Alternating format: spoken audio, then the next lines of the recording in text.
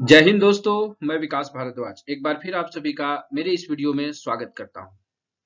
बहुत तरह के कमेंट्स आने के बाद, बहुत लोगों के कमेंट्स के बाद कि RSKN पर फुल वीडियो ले आए सर, तो आज का ये वीडियो RSKN पर है। हम लोग पढ़ेंगे RSKN क्या है, किसका कितना कंट्रीब्यूशन होता है और RSKN से क्या क्या लाभ मिलता है। तो आज की इस वीडियो में RSKN केंद्रित यह वीडियो चलेगा। आपके एग्जाम के लिए यह काफी महत्वपूर्ण है। इससे एक सवाल आपके एग्जाम में रहेंगे ही रहेंगे, चाहे वो ASI का एग्जाम हो रूल 72 का या फिर सब इंस्पेक्टर का एग्जाम हो, वहां पर भी आपको एक सवाल इससे दिख सकते हैं। RSKN के बारे में जानने से पहले, अगर अभी तक आपने लॉ फॉर RPF LDC का ऐप डाउनलोड नहीं किया है तो प्ले स्टोर में जाकर के आप RPF LDC का ऐप डाउनलोड कर ले, जो कि वन स्टॉप सॉल्यूशन है आपके RPF रूल 72 और 70 एग्जाम के लिए। साथ ही साथ आप rpfldc.com वेबसाइट पर जाकर के भी बहुत सारी चीजें आप पढ़ सकते हैं। वहां पर RSKN की भी अपडेटेड चीजें डाल दी गई है, जिसे कि आप वहां जाकर के रीड कर सकते हैं और बाकी चीजें इस वीडियो में भी कवर की गई है। तो अगर अभी तक आपने RPF LDC ऐप डाउनलोड नहीं किया है तो जाके डाउनलोड कर ले और रूल 72 फुल कोर्स में अपने आप को एनरोल कर दे, ताकि आने वाले सब इंस्पेक्टर एग्जाम के लिए आप अपनी तैयारी को पूरी तरीके से इनहेंस कर पाए और अपनी एक सीट को सुनिश्चित कर पाए। तो चलिए शुरू करते हैं अब हम लोग RSKN को। RSKN रेल सुरक्षा कल्याण निधि इसका पूरा नाम है और रेल सुरक्षा कल्याण निधि जो है, इसकी स्थापना 1976 में हुई। यह रजिस्टर ऑफ सोसाइटीज दिल्ली के साथ पंजीकृत एक कल्याण संगठन है। मतलब ये एक वेलफेयर ऑर्गेनाइजेशन है, जो कि रजिस्ट्रार ऑफ सोसाइटी, ये एक संस्था है जहां पर कि सभी संस्थाओं को जो भी बनता है कल्याण के लिए उसे रजिस्टर किया जाता है। तो वहां पर RSKN रजिस्टर्ड है। अब RSKN बनाने का ऑब्जेक्टिव क्या है, आखिर RSKN को हम क्यों पढ़ रहे हैं, क्या ऑब्जेक्टिव है इस रेल सुरक्षा कल्याण निधि का। तो सबसे पहले है कि रेल सुरक्षा बल या रेल सुरक्षा विशेष बल, दोनों रेल सुरक्षा बल की ही इकाई है। इनके कर्मियों और उनके नामांकित परिवारों को कठिनाइयों में सहायता, विशेष रूप से निम्नलिखित में से किसी एक या अधिक परिस्थितियों में उन्हें वित्तीय सहायता प्रदान करना है, और रेलवे से उनके द्वारा प्राप्त मृत्यु सह सेवानिवृत्त लाभों को ध्यान में रखते हुए। सीधा सीधा बात है कि यहाँ पर अगर किसी प्रकार की कैजुअलिटीज हो जाती है तो फिनेंशियल असिस्टेंस के लिए RSKN को बनाया गया है। साथ ही साथ डेथ कम रिटायरमेंट बेनिफिट को संबंधित भी चीजें हैं। एक एक करके देखते हैं कि किन किन चीजों में RSKN से बेनिफिट मिलता है। तो जो सबसे पहला है, if a member of the force dies in an encounter with anti social elements, अगर कोई मेंबर ऑफ द फोर्स जो एंटी सोशल एलिमेंट से लड़ते समय इनकाउंटर हो जाता है तो RSKN से सहायता मिलती है। If a member of the force dies otherwise on duties, अगर ऑन ड्यूटी के अलावा अगर उनकी मृत्यु होती है तो भी सहायता मिलता है। If a member of the force is rendered invalid by maiming or any other kind of disablement in course of duty, अगर ड्यूटी के दौरान किसी प्रकार की विकलांगता अगर होती है तो भी यहाँ सहायता मिलती है। In case of those retiring from the 6th year after the start of the Nidhi and onward and in need of such assistance, अगर जो निधि स्टार्ट हो रहा है रेल सुरक्षा कल्याण निधि उसके 6 साल या उसके बाद जो है अगर किसी प्रकार की होता है तो उसमें असिस्टेंस मिलता है। In case of natural death in harness, अगर नेचुरल डेथ है उसमें भी मिलता है। In case of death of any member of the force for arranging cremation, cremation के लिए जो है मिलता है वहां पर। और any other similar special or unforeseen circumstances considered essential in the interest of the member of the force, their nominees and families, और किसी प्रकार की unforeseen circumstances अगर आता है तो परिवार को वित्तीय सहायता दी जाती है। आगे ऑब्जेक्टिव है कि बल सदस्यों में उत्कृष्ट और योग्य बच्चों को उच्च शिक्षा प्राप्त करने के लिए छात्रवृत्ति भी इसी से प्रदान की जाती है, विशेष रूप से जो मेडिकल में पढ़ाई करते हैं, इंजीनियरिंग में करते हैं, अकाउंटेंसी में करते हैं और तकनीकी और व्यावसायिक विषयों में अगर कोई भी किसी बल सदस्य का बच्चा अगर पढ़ रहा है तो उन्हें स्कॉलरशिप अगर नहीं मिल पा रहा है तो यहाँ से स्कॉलरशिप की व्यवस्था की गई है, ये RSKN से। आगे है कि प्रत्येक डिवीजन और RPF पोस्ट में अगर कोई स्कूल है, प्रशिक्षण केंद्र, कल्याण केंद्र की स्थापना, उसका रखरखाव, संचालन में सहायता के लिए धन की उपलब्धता भी इससे कराई जाती है। अगला जो ऑब्जेक्टिव है वो है धन की उपलब्धता के आधार पर कार्यकारी समिति द्वारा समय समय पर निर्धारित की जाने वाली कोई अन्य रियायत या सुविधा या लाभ उनके परिवार के किसी सदस्य को दिया जा सकता है। कोई भी अदर जो है एमिनिटी और बेनिफिट अगर दे सकते हैं बल के सदस्यों को, अगर फंड की अवेलेबिलिटी है उस प्रकार से, तो ये भी दिया जाता है। आगे कहता है कि अगर टेक अदर कंसेशन और एमिनिटी और benefit to be determined by the executive committee from time to time depending on the availability of fund may be granted to the member of family। साथ ही साथ अगर धन की उपलब्धता के आधार पर कार्यकारी समिति और भी कोई रियायत या सुविधा देना चाहती है तो उसके लिए भी यहाँ पर व्यवस्था है। एंड लास्ट कहता है उपरोक्त किसी भी या सभी वस्तुओं की प्राप्ति के लिए प्रासंगिक या आगे बढ़ने के लिए अन्य सभी वैध कार्य या चीजें करना, और जो भी लॉफुल एक्ट्स हैं इनके अलावा फोर्स के ग्रांटेड के लिए, तो उसके लिए भी रेल सुरक्षा कल्याण निधि से ही सहायता दी जाती है। तो ये था RSKN का ऑब्जेक्टिव।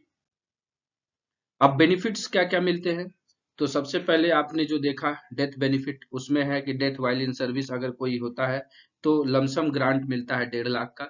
और ये 2021 में इसमें अमेंडमेंट किया गया आफ्टर कोविड। पहले जो है ये death in course of duty attributable to duty, इसमें जो है यहाँ पर पहले कम अमाउंट था, लेकिन अब यह अमाउंट बढ़ा करके, पहले ये भी 1.5 लाख के आसपास ही था, जिसे बढ़ा करके कितना कर दिया गया है, lump sum grant of rupees 15 lakh तक का। तो जो भी लोगों की कोविड के दौरान ड्यूटी करते समय किसी भी स्टाफ की कैजुअलिटी हुई थी तो उनको 15 लाख की सहायता इस RSKN से दी गई थी। तो ये पहला बेनिफिट है डेथ से रिलेटेड। दूसरा जो बेनिफिट है वो है इनवैलिडेशन बाय मैनिंग और any other kind of disablement in course of duty. अगर किसी प्रकार की विकलांगता अगर हो जाती है ड्यूटी के दौरान तो उसमें 1 लाख रुपया का असिस्टेंस है। आगे है अगर अदर देन ड्यूटी अगर कोई डिसेबलमेंट होता है तो 50,000 का वित्तीय सहायता दी जाती है। इसके बाद अगर ड्यूटी के साथ डीकैटेगराइज हो जाते हैं, अगर पीरियोडिकल मेडिकल एग्जामिनेशन जो PME होता है उसमें अगर किसी को डीकैटेगराइज कर दिया जाता है तो कोई benefit, no benefit shall be given normally, कुछ नहीं दिया जाता। लेकिन however when a member is declared completely unfit from all categories, अगर उसको ऑल कैटेगरी में अनफिट कर दिया गया है तो उनको लमसम अमाउंट ऑफ 50,000 दिया जाता है। इसके बाद जो है बेनिफिट वो है फ्यूनरल एक्सपेंसेस 20,000, जो पहले 10,000 था, फिर 15 हुआ, फिर 20,000 कर दिया गया है इसे। फिर अंत्येष्टि व्यय में 20,000 रुपए मिलते हैं। आगे जो बेनिफिट है वो बेनिफिट है एक्स ग्रेसिया, जिसको अनुग्रह राशि कहते हैं। रिटायरमेंट के समय या उससे पहले आप BRS देते हैं, इन सब चीजों के लिए यहाँ से मिलता है कुछ असिस्टेंस। उसमें ये कहता है कि या तो रिटायरमेंट, डेथ और डिसमिसल, रिमूवल, रेजिग्नेशन, मेडिकल डिकैटेगराइजेशन, किसी भी कंडीशन में आपकी सर्विस अगर बिलो 5 ईयर्स है तो 2,000 रुपया, 5 से 10 साल की सर्विस है तो 5,000, और 10 से 20 साल की सर्विस है तो 10,000, और 20 से 30 साल की सर्विस है तो 15,000, और 30 साल से ऊपर की सर्विस है तो 20,000 रुपए आपको एक्स ग्रेसिया मिलता है। इसके बाद एजुकेशनल असिस्टेंस मिलता है, मेरिट स्कॉलरशिप 1500 लोगों को, 1500 मेरिटोरियस वार्ड्स, वार्ड्स का मतलब हुआ फैमिली मेंबर्स, जो बच्चे पढ़ रहे हैं, जो भी मेंबर ऑफ द फोर्स के। तो पहले ये 1,000 था, अब 1500 कर दिया गया है। इसमें PCSC जो है उस स्कॉलरशिप में नंबर ड्रॉ करते हैं, जिनका भी बच्चा जो है वो 60% मार्क्स या उससे ज्यादा कंसिडरेशन करता है तो वो एलिजिबल हो जाता है। अब किस किस में कितना मिलता है उसके लिए ये कैटेगरी है कि अगर 10+2 स्टडीज के लिए 11th और 12 के लिए 5,000 पर एनम मिलता है 2 साल के लिए, मतलब 5,000 रुपया साल। अगर +2 12 प्लस स्टडीज है, मतलब 12 के ऊपर है तो 7,500 मिलता है 3 साल के लिए पर एनम। अगर कोई पॉलिटेक्निक कोर्स कर रहा है बच्चा तो उसको 6,500 पर स्टूडेंट पर एनम मिलता है, और अगर पोस्ट ग्रेजुएट कर रहा है तो 10,000 पर एनम मिलता है। इसके बाद एक और चीज है कि merit scholarship scheme shall also be available to such wards who are undergoing medical and technical courses as per the duration of these courses, that is 5 year for medical course and 4 year for technical course. अगर कोई medical की पढ़ाई कर रहा है, कोई technical engineering की सब की पढ़ाई कर रहा है तो 5 साल और 4 साल के लिए टेक्निकल कोर्सेज के हिसाब से उनको क्या दिया जाता है, एजुकेशनल असिस्टेंस दिया जाता है। इसके बाद जो है educational assistance to handicapped ward, अगर किसी स्टाफ का बच्चा हैंडीकैप्ड है तो उसके लिए भी एजुकेशनल असिस्टेंस है। मंथली एजुकेशनल असिस्टेंस है 1,000 पर month to handicap ward for their education till completion of 12 standard, मतलब 12वीं कक्षा तक जब तक वो पढ़ता है तब तक जो है 1,000 पर मंथ मिलता है। और 2000 per month for bachelor degree, मतलब बैचलर में अगर चला जाता है तो 2000 पर मंथ मिलता है। द सैलरी डिसेबिलिटी ऑफ 50% या उससे ऊपर की डिसेबिलिटी रेलवे मेडिकल अथॉरिटी के द्वारा दी गई हो तो इस प्रकार की सहायता उनको मिलती है। ये हो गया educational assistance to handicapped ward. इन सारे कंडीशन से आपके सवाल एग्जाम में आ सकते हैं, तो आप इन सब चीजों को जानिए। साथ ही साथ ये बेसिक आपके वेलफेयर की मामला है, उसको भी आपको जानना आवश्यक है। अब मेंबरशिप एंड सब्सक्रिप्शन देख लेते हैं कि किस प्रकार से मेंबरशिप मिलता है और सब्सक्रिप्शन कितने का होता है। यहां से सवाल आपके बन सकते हैं। तो एडमिशन फी जो है, मतलब आपको मेंबर बनने के लिए कितना है। एंसिलरी टू एएसआई 1250 रुपया, एसआई टू आईपीएफ 2500 रुपए, ASC and above DIG IG ADG DG तक 3750 रुपए। ये एडमिशन फी है, मतलब इस रेल सुरक्षा कल्याण निधि में आपका एंट्री होगा। उसके बाद एनुअल सब्सक्रिप्शन आपका साल में जनवरी और जुलाई दोनों महीने में ये कटेगा। तो एंसिलरी टू एएसआई 1000 रुपया, मतलब 500 रुपया हर 6 मंथ पे कटेगा। एसआई टू आईपीएफ के लिए 1500, 750 करके।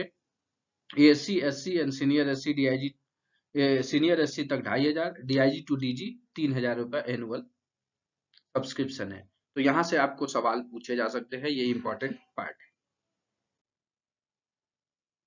इसके बाद बेनिफिट्स में एक देखिए विपत्ति सहायता कोष भी बनाया गया है, जिसमें कि विपत्ति के दौरान पर जो है, इसके नाम में ही है विपत्ति सहायता कोष, किसी भी प्रकार की अनसर्टेनिटी होता है तो उस कंडीशन में ये दिया जाता है। और ये आरएसकेएन के अलावा है।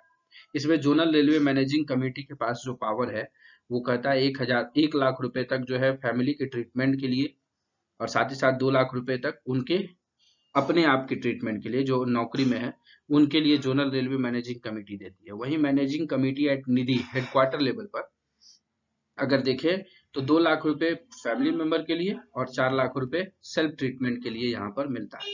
इसमें एक चीज ध्यान रखना है कि टोटल जो है फैमिली मेंबर के लिए आपको एक total 2 lakh in each case मिल सकता है, और टोटल जो है 4 लाख रुपए जो है आरपीएफ पर्सनल्स के लिए सेल्फ ट्रीटमेंट के लिए मिल सकता है। तो ये हम लोगों ने आरएसकेएन और विपत्ति सहायता कोष के बारे में पूरा वीडियो डिस्कस किया। इसके बारे में अगर आपको पढ़ना है तो आप rpfldc.com, जिसका लिंक मैं नीचे दे दूंगा, वहां जाकर के आप इसको पढ़ सकते हैं। बाकी आशा करते हैं कि इस वीडियो में सारी चीजें कवर कर दी गई हूं। अगर आपको वीडियो अच्छा लगा हो तो इस वीडियो को लाइक करिएगा, साथ ही साथ इस वीडियो को शेयर करिएगा ताकि ज्यादा से ज्यादा लोग इन चीजों के बारे में जान पाए, जो भी आरपीएफ फैमिली है और अदर जो भी आरपीएफ में ज्वाइन करना चाहते हैं उसके बाद उनको क्या कुछ फैसिलिटीज मिलती हैं, इन चीजों के बारे में जानकारी प्राप्त हो पाए। आशा करते हैं ये अच्छा लगा होगा, और इस वीडियो को ज्यादा से ज्यादा शेयर करिएगा ताकि ज्यादा से ज्यादा लोग लाभान्वित हो। And at last, thanks for watching this video.